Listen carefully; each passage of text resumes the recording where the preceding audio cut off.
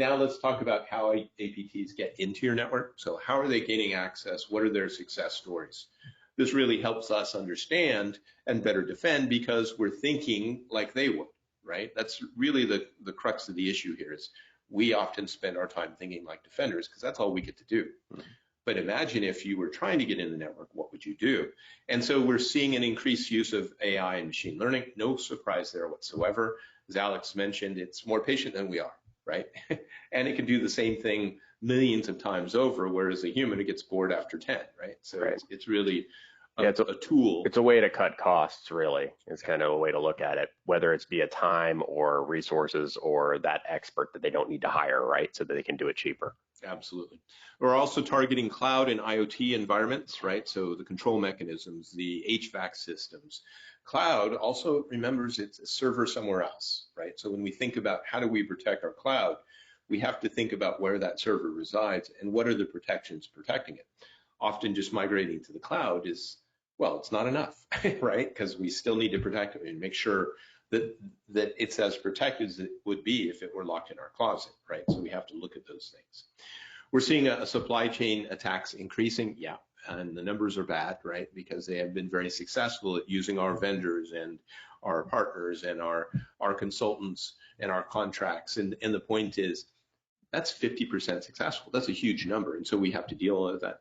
When we talk about using polymorphic pieces, what they mean is they're giving us little bits of malware cut up in different ways that then somehow gets assembled either in the memory or on the system so that they can put it back together and then use it against us.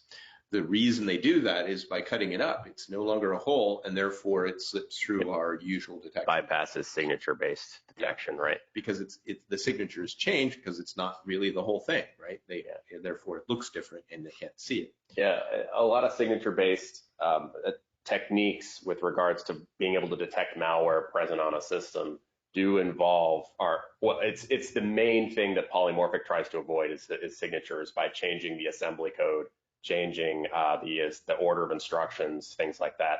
Now with the use of AI and machine learning, you have a completely different, a new way of creating polymorphic malware.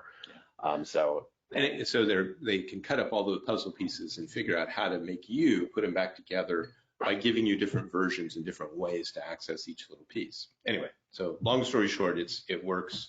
It's a bad way to go. And so we have to defend against it. We have to look for that. Geopolitical influences have been driving a lot of APT recently, right? Politics. They're after us because we're helping somebody or they don't like us for some reason. So we're seeing a lot of that.